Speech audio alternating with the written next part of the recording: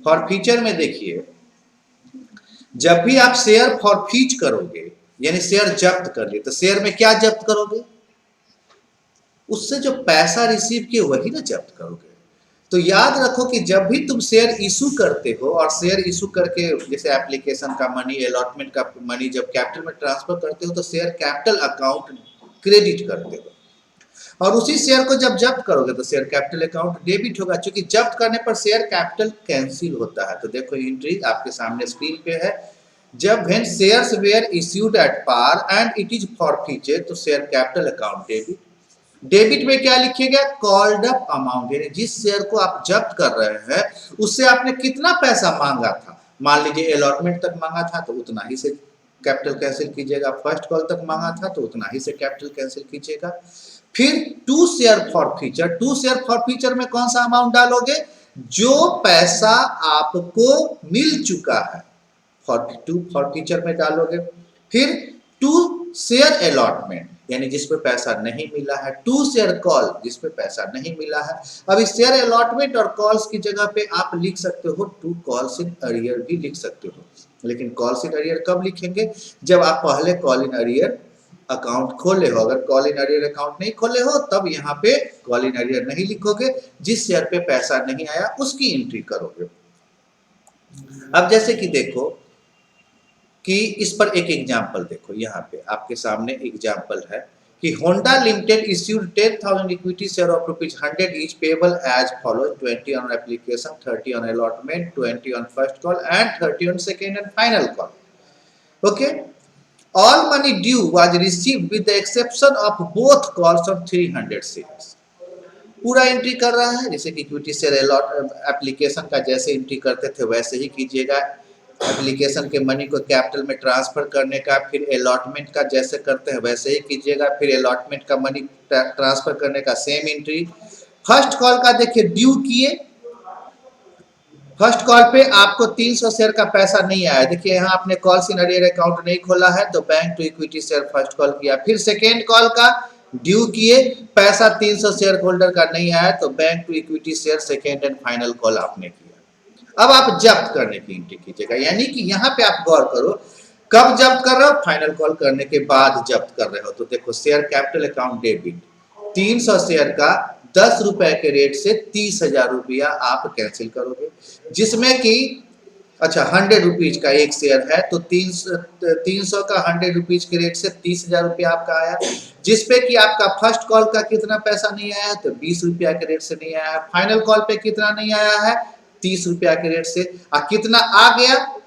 तो 100 में 50 नहीं आया, 50 आ गया, जितना पैसा आ गया to share for future account.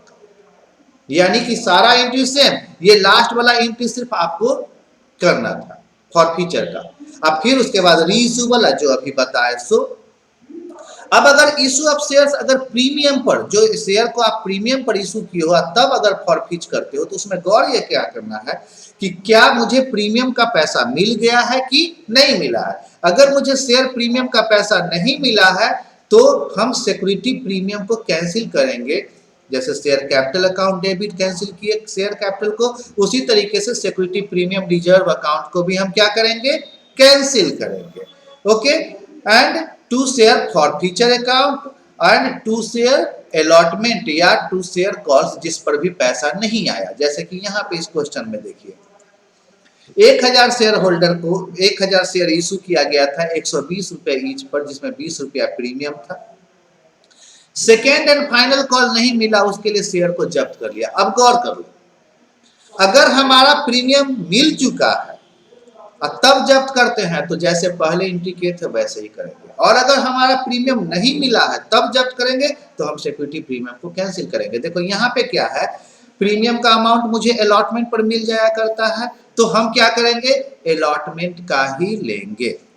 Sorry, मैंने कि शेयर फॉर फ्यूचर को हम जब्त करेंगे और जो पैसा मुझे प्रीमियम का मिल चुका है उसे कैंसिल नहीं करेंगे। तो देखिए जब्त करने का entry share capital account debit 100 into 100, जो कि 100 रुपया शेयर का फेस वैल्यू है, to share second and final call जिसपे पैसा नहीं मिला है, और जो मिल गया है वो टू शेयर फॉर फ्यूचर में चला गया। अब उसके नीचे देखिए इलस्ट्रेशन जो आपके स्क्रीन पे है उसमें देखिए क्या है, 500 शेयर होल्डर डिड नॉट पे the allotment money of ₹4 including A premium of ₹2, यानी यहाँ प्रीमियम का पैसा नहीं दिया। और जब हम प्रीमियम का पैसा नहीं देते हैं, वैसे केस में हम क्या करेंगे कि प्रीमियम को कैंसिल करेंगे। यानी इसने क्या किया, सिर्फ एप्लीकेशन का पैसा दिया। ओके, तो अब आप गौर कीजिए, 10 रुपया का शेयर था जिसने कि 4 रुपया अलॉटमेंट पर, जिसमें 2 रुपया प्रीमियम का था, यानी अलॉटमेंट पर शेयर का 2 रुपया, फर्स्ट एंड फाइनल कॉल का 3 रुपया।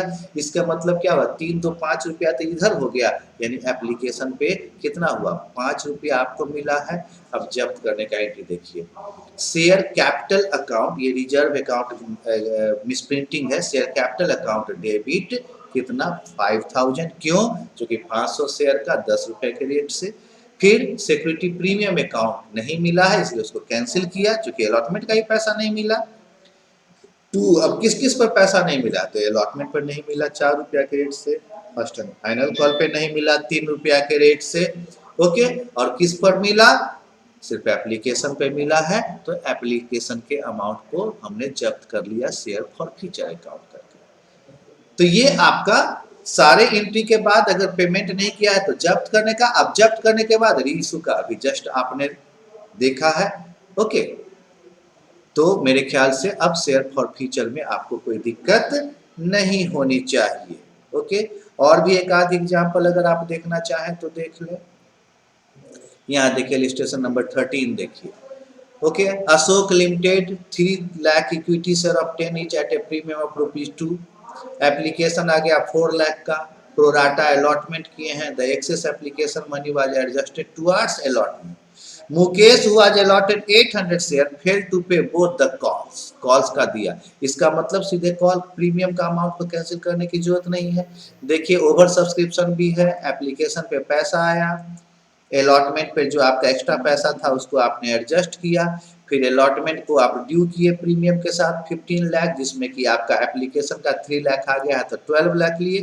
फर्स्ट कॉल पे आपने 6 लाख मांगा, लेकिन देखिए यहाँ कॉल्स इन अरियर अकाउंट खोला है, यानी 1600 रुपया फर्स्ट कॉल पे नहीं मिला। फिर आपने सेकेंड कॉल का मांगा, सेकेंड कॉल पे भी 1600 नहीं मिला, यानी 800 शेयर होल्डर ने फर्स्ट कॉल और फाइनल कॉल का पेमेंट नहीं किया, उसको जब्त कर दिए। यानी कि लास्ट में आके आप जब्त किए हैं एक शेयर 10 रुपया का, तो 800 इंटू 10 8000। जब्त कितना किए आप, जब्त कर लिए 6 रुपीज एप्लीकेशन अलॉटमेंट मिला के, और कॉल पे दोनों पे 2-2 रुपया के रेट से 4 रुपया कॉल्स इन अरियर हो रहा है। तो देखिए ऊपर में आपने 1600 calls in arrear, 1600 calls in arrear किया, उसी कॉल्स इन अरियर को कैंसिल करने के लिए नीचे में 2 क्रेडिट 3200 से आपने किया। अब बैलेंस शीट में कहाँ दिखाइएगा, तो ये भी देख लीजिए, नोट्स टू अकाउंट में हम फॉर फ्यूचर शेयर को दिखाते हैं। ओके, देखिए ऐड शेयर फॉर फ्यूचर करके हम शेयर कैपिटल अकाउंट में दिखाते हैं। ओके, चलिए थैंक यू।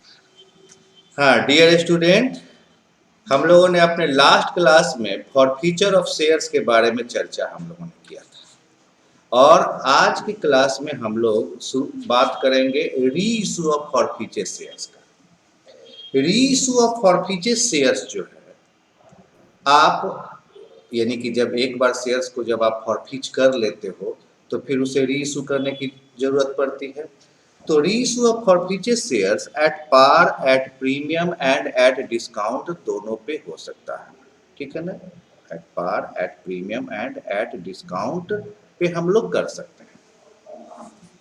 अब at par, at premium and at discount पे करने, सबसे पहले हम लोग आते हैं कि री इशू ऑफ फॉरफीचर शेयर जब हम लोग एट पार करते हैं तब क्या करेंगे। When we make reissue at par, then when you had forfeiture shares, your entry were that you had concealed your share capital.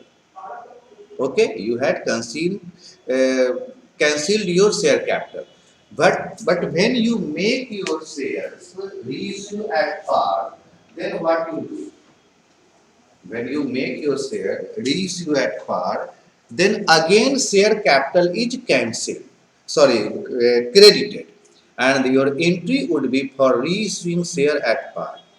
Reissue issue of forfeited shares at par.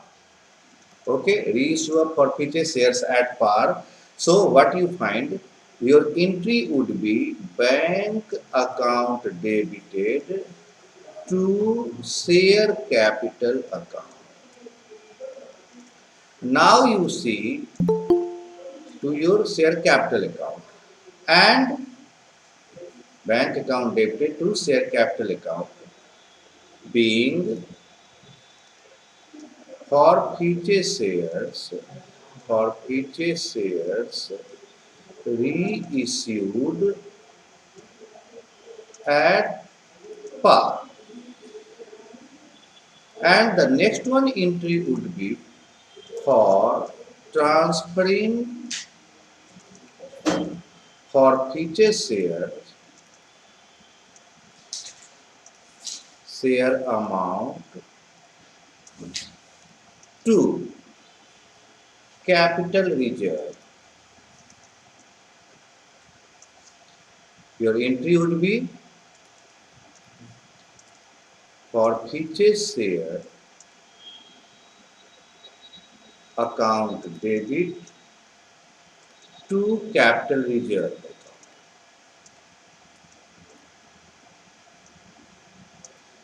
Because you see, if you had forfeited, अगर आपने forfeit किया था किसी 500 share का, मान लीजिए 2500 रुपया आपने जब्त किया और पुनः उस शेयर को 500 रुपया में आपने रीइशू कर लिया, इन दैट केस क्या होगा कि जब आपने रीइशू कर लिया उसे पुनः, तो वो आपके लिए क्या हो गया कि पूरा का पूरा पैसा तो आ गया, तो पहले से जो आपने 2500 रुपया जब्त किया था वो आपके लिए क्या हो गया, कैपिटल प्रॉफिट हो गया और उसे हम लोग कैपिटल रिजर्व में ट्रांसफर कर लेते हैं।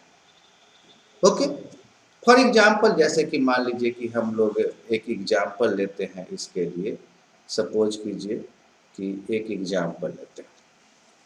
एग्जाम्पल सपोज कीजिए कि शेयर्स, ऐसे एग्जाम्पल हम लोग लेते हैं,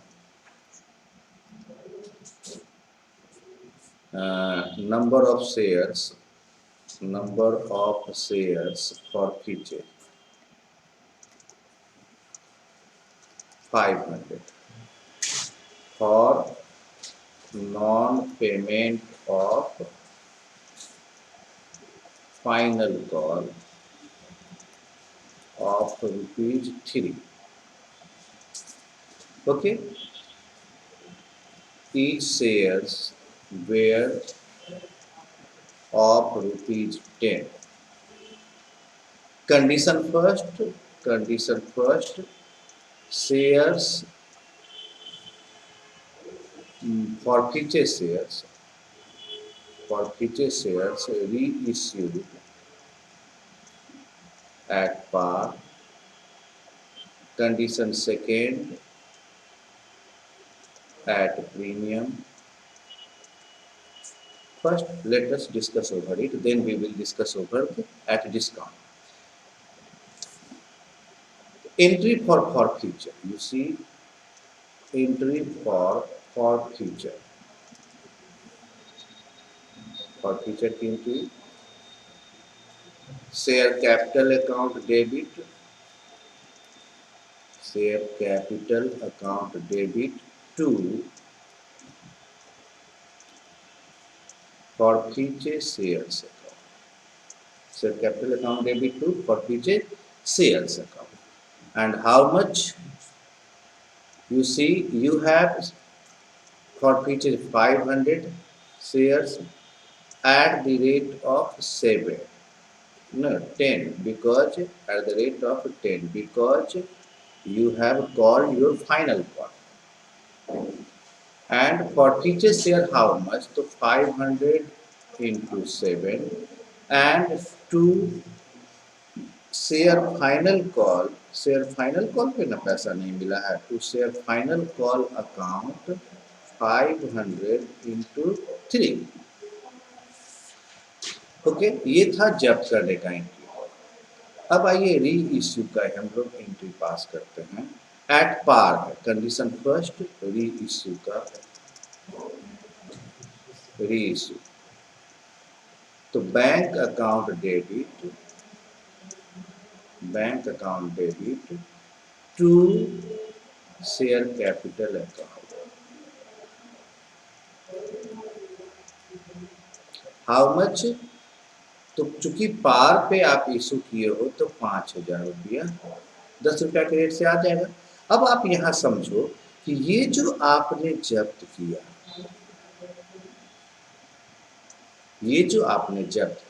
ये आपके लिए क्या हो गया? कंप्लीट कैपिटल प्रॉफिट हो गया।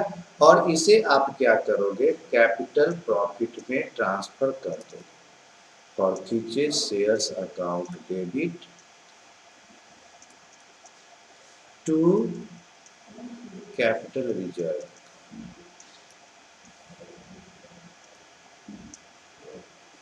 ओके। अगर हम कंडीशन सेकेंड रखें, कंडीशन सेकेंड क्या है? At premium. तो फॉर फ्यूच का एंट्री सेम होगा, सिर्फ री इशू का एंट्री में अंतर आएगा। ओके। फॉर फ्यूच का एंट्री सेम होगा, entry of forfeiture same, री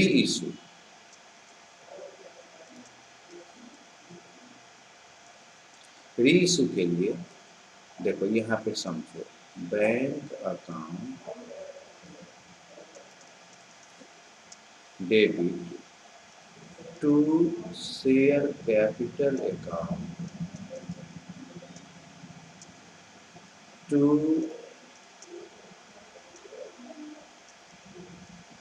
सिक्योरिटी प्रीमियम। अब बैंक अकाउंट में देखो, अब एट प्रीमियम ऑफ रुपीज मान लेते हैं, लिख देते हैं ऑफ ₹2। तो बैंक अकाउंट में क्या आ जाएगा? बैंक अकाउंट में 500 इंटू 12।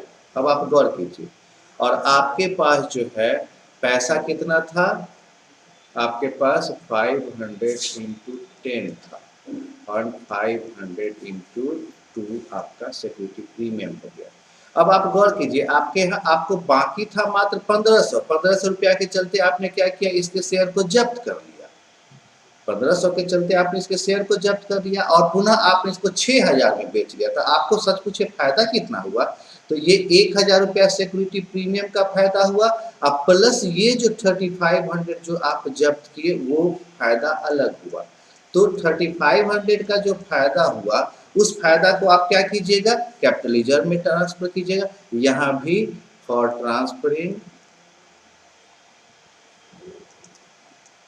द forfeited amount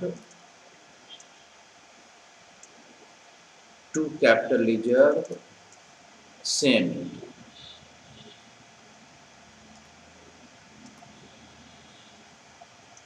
वही एंट्री है। अब हम लोग next forfeiture reissue of forfeiture shares at discount की बात करें। तो रिमेंबर, रीइश्यू ऑफ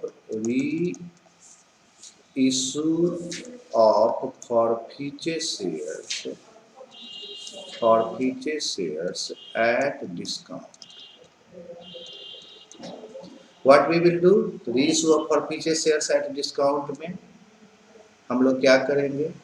तो उसमें गौर ये करना है, reissue of forfeiture shares at discount में मुख्य रूप से जो हम लोगों को देखना है वो ये देखना है कि जब भी हम फॉरफीचर शेयर्स को रीइश्यू करते हैं, whenever we reissue forfeiture shares at a discount, okay, then discount will be allowed out of the forfeiture shares only। यानी जितना आपने फॉरफीच किया है शेयर, उससे ज्यादा आप डिस्काउंट नहीं दे सकते हो। ओके, जितना आपने फॉरफीचर शेयर, आपने जितना शेयर फॉरफीच किया है, you can't allow discount more than the forfeiture share amount, always remember।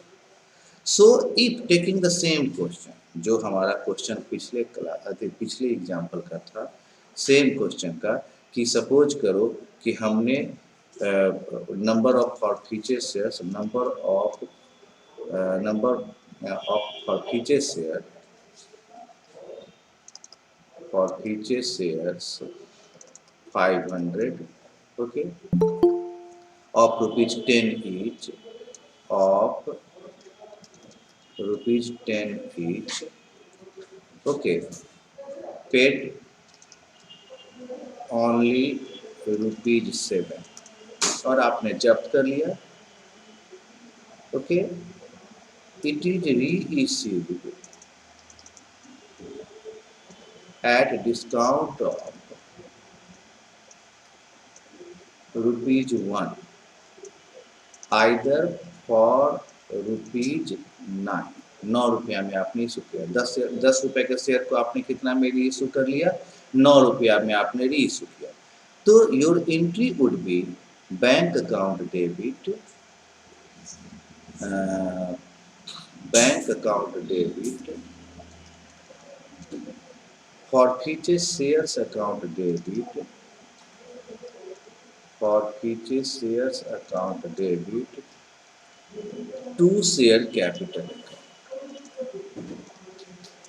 So you see bank account में आपने 500 शेयर का 9 रुपया के हिसाब से डिस्काउंट आपने 500 शेयर पर 1 रुपया के हिसाब से दिया, यानी कि पैसा आपको 500 शेयर पे 10 रुपया के हिसाब से आपको मिल गया, ओके। अब आपने गौर किया कि आपको 7 रुपया मिल चुका था, तो आपने जब तो किया होगा 7 रुपया के रेट से, और आपने डिस्काउंट दिया है 1 रुपया, तो कैपिटल रिजर्व में आपका कितना चल होगा, कैपिटल रिजर्व में forfeiture shares account debit to capital reserve account, ये आपका होगा कितने का, for share account debit to capital reserve account, ये आपका हो जाएगा 500 इंटू 6, यानी कि आपने 10 रुपया जब्त किया था, उसमें से 1 रुपया आपने डिस्काउंट दे दिया, 6 रुपया आपका जो बचा हुआ है वो कैपिटल रिजर्व में चला गया। अगर हम सेम क्वेश्चन को लेके चलते हैं, एक बड़ा ही इंपॉर्टेंट बात है कि अगर हम सेम क्वेश्चन को लेके चलें और अगर हम इसमें से ओनली 300 फॉर फ्यूचर शेयर्स, ठीक है ना, फॉर फ्यूचर शेयर्स री issue,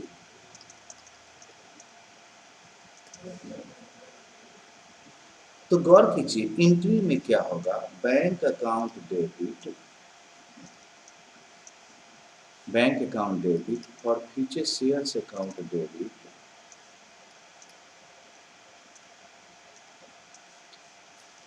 to share capital account,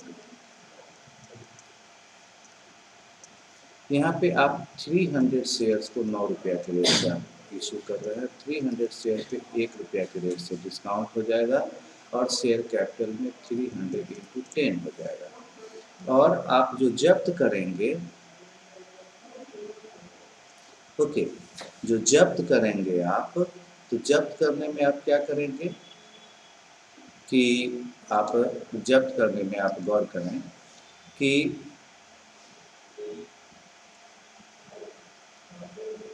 जब्त करने में आप क्या करेंगे, फॉर फ्यूचर शेयर में, for future share account debit, ठीक है ना, जब्त करने में for future share account debit, forfeiture shares account debit to capital reserve account में, यहाँ पे ये गौर कीजिए, बहुत सारे स्टूडेंट क्या करते हैं कि चूंकि 7 रुपया जब्त किए हैं 500 पे और 1 रुपया डिस्काउंट कर दिए हैं, तो 500 इंटू 6 यहाँ पे करते हैं, नो, आप जितना शेयर रीइशू किए हो उसी से रिलेटेड कैपिटल रिजर्व में अमाउंट ट्रांसफर करोगे। 300 शेयर पे भी आपने 7 रुपया के रेट से जब्त किया था, तो 300 शेयर पे आप 1 रुपया के रेट से डिस्काउंट दे रहे हो, उतना ही यानी कि 300 रुपया पे 6 रुपया के रेट से आपका क्या होगा, कैपिटल रिजर्व में जाएगा, ओके। तो हमेशा याद रखिए ऐसे शेयर को डिस्काउंट पे री इशू नहीं करते हैं, लेकिन फॉरफीचर शेयर्स को हमेशा हम डिस्काउंट पे री इशू करते हैं। लेकिन उसके डिस्काउंट में गौर कीजिएगा कि जितना हम शेयर जब्त करते हैं उससे ज़्यादा डिस्काउंट हम नहीं देते हैं। Maximum discount up to the forfeiture amount दे सकते हैं। यहाँ आपके एग्जाम्पल में आपने 7 रुपीज़ जब्त किया था, आपने उसमें से 1 रुपया डिस्काउंट दिया, आप 2 रुपया डिस्काउंट दे सकते थे, आप 3 रुपया, आप 7 रुपया तक डिस्काउंट दे सकते थे।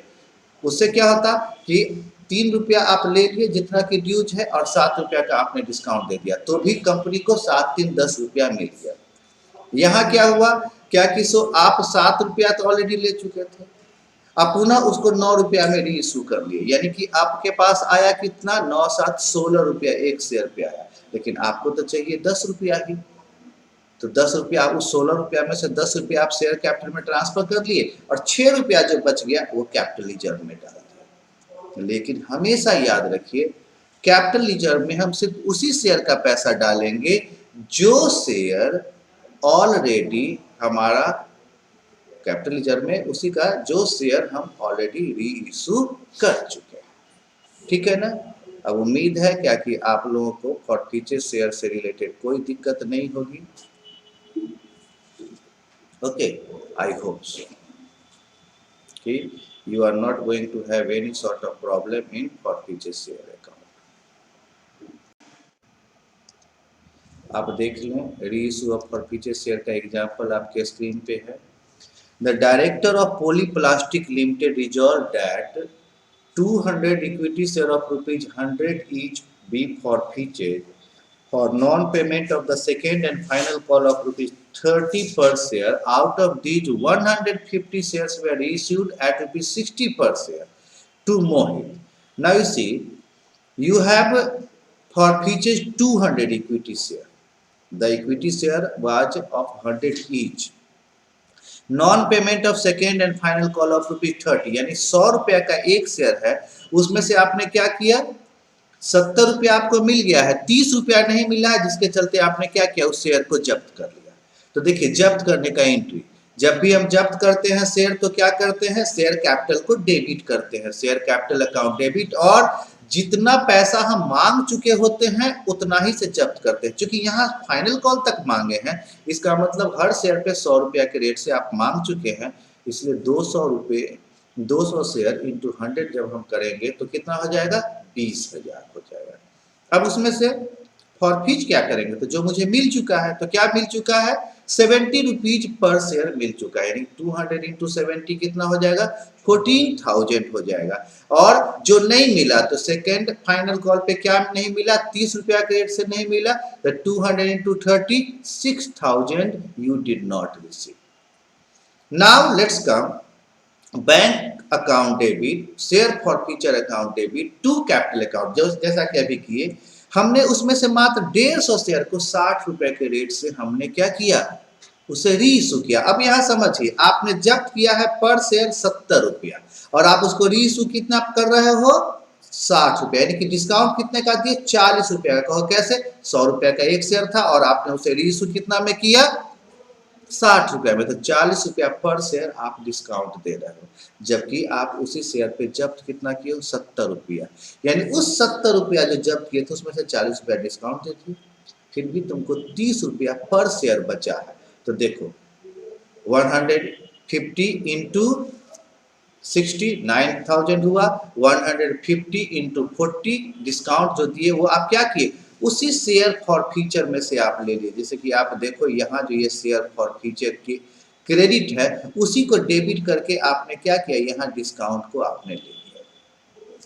और उसके बाद फिर आप क्या करोगे, जब आपने डिस्काउंट को ले लिया तो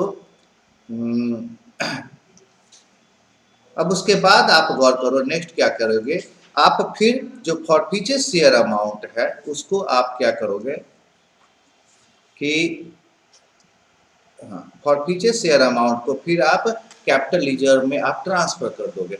तो ट्रांसफर कर दिया है कैपिटल रिजर्व में, तो आपने क्या किया, share forfeiture account debit to capital reserve account आपने ट्रांसफर कर दिया। क्लियर है, share forfeiture to capital reserve, और कैपिटल रिजर्व में कितना ट्रांसफर किया, तो गौर कीजिए, जनरली स्टूडेंट क्या कर बैठते हैं, सो गौर कीजिए, शेयर फॉर फ्यूचर में यहाँ आपका कितना है, जनरली स्टूडेंट जो कर बैठते हैं शेयर फॉर फ्यूचर में आपके यहाँ कितना है, देखिए यहाँ 14,000 है। और स्टूडेंट क्या करते हैं, देखते हैं कि 14,000 में से यहाँ 6,000 को हमने इशू कर लिया, मैंने यूज कर लिया, तो बच कितना गया, 8,000 रुपया को हम कैपिटलाइजर में ट्रांसफर कर दें। लेकिन फैक्ट ऐसा नहीं है। आपने कितने शेयर को रीइशू किया है, तो आपने मात्र 150 शेयर को रीइशू किया है। ये 14,000 कितने शेयर होल्डर का है, 2,000 शेयर होल्डर का है। तो आप ऐसे भी निकाल सकते हो कि 2,000 शेयर होल्डर का 14,000 है तो 150 शेयर का कितना होगा।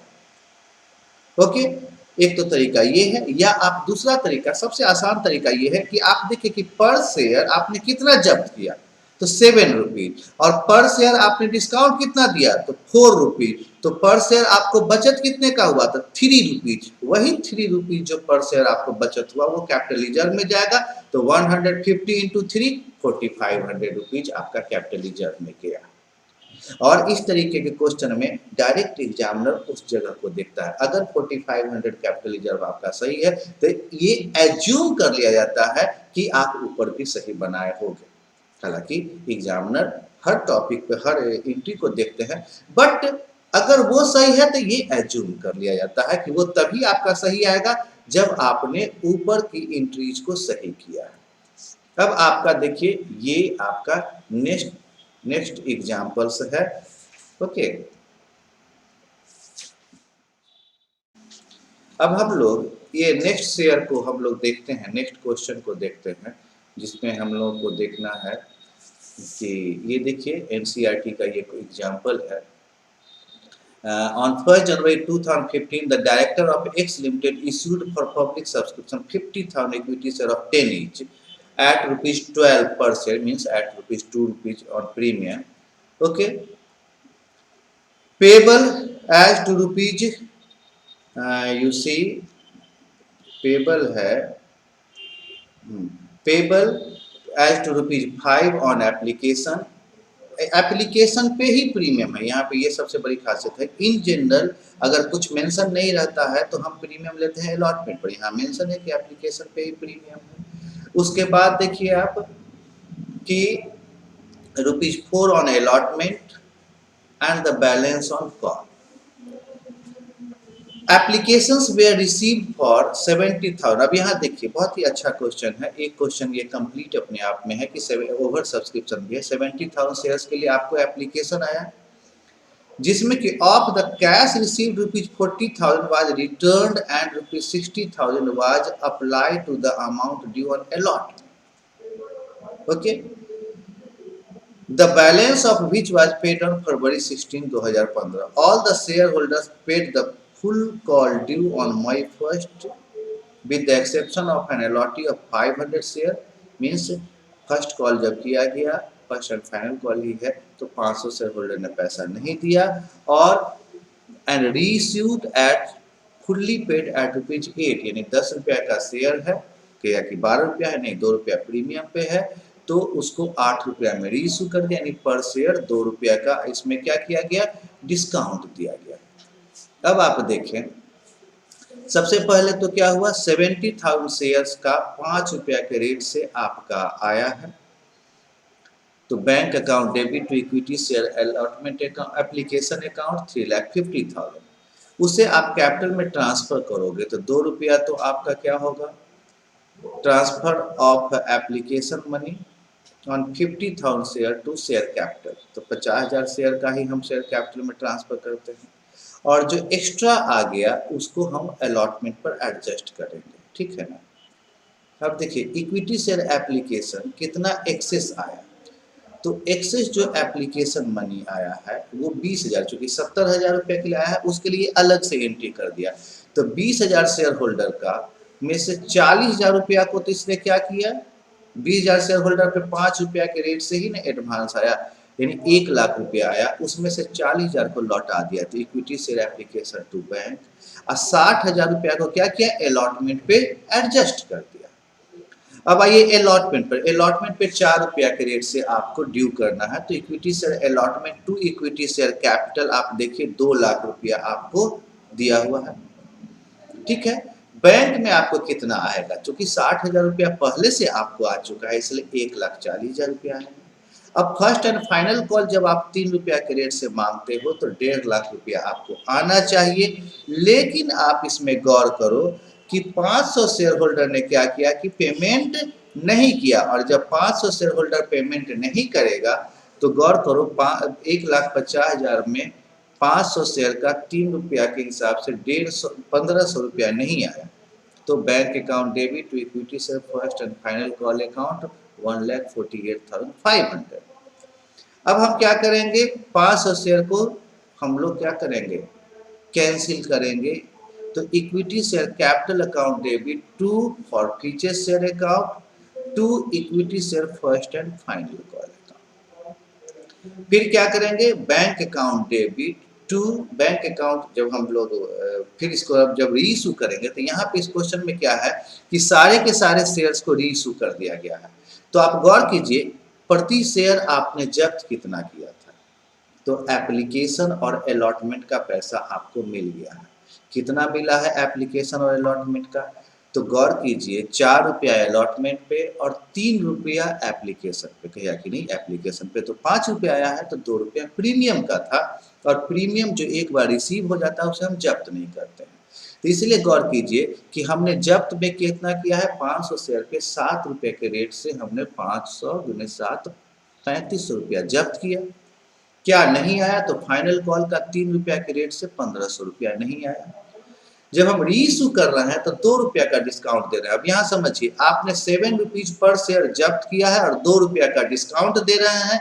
इन that case what happens, bank account debit 500 into 8, share for future account 500 into 2 1000 and to equity share capital account 5000। अब यही देखो स्टूडेंट जनरली क्या करता है क्वेश्चन में, जितना आप जब्त किए उतना रीइशू कर देता है। तो देखो ऊपर में जब्त किया हुआ 3500 है, तुमने रीइशू में यूज कितना किया, शेयर फॉर फ्यूचर 1000, तो कैपिटल रिजर्व में 2500 रुपया लोग ट्रांसफर कर देते। ये तो सही कि अगर आपने जितना जब्त किया उतना आपने क्या किया, रीइशू किया। लेकिन अगर आपने जितना जब्त किया उतना रीइशू नहीं किया, तब अगर मान लो यहाँ पे हम 300 शेयर रीइशू करते, तो 300 शेयर पे 7 रुपया के रेट से आपने जब्त किया है, 2 रुपया के रेट से आपने डिस्काउंट दिया है, तो 5 रुपया के रेट से कैपिटल रिजर्व में जाएगा।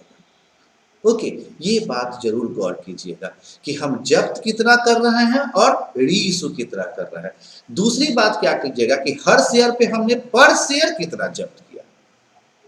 अब पर शेयर हमने डिस्काउंट कितना दिया, तो मान लीजिए पर शेयर इसी क्वेश्चन में जब्त किया 7 रुपीज, पर शेयर डिस्काउंट दिया 2 रुपीज, तो पर शेयर मेरा बचत कितना हुआ, तो 5 रुपीज। तो जितना शेयर इशू किए हैं इतना इंटू 5 हमारा कैपिटल रिजर्व चला जाएगा। ओके, नाउ आई होप कि अब आपको समझ में आ गई होगी। Thank you.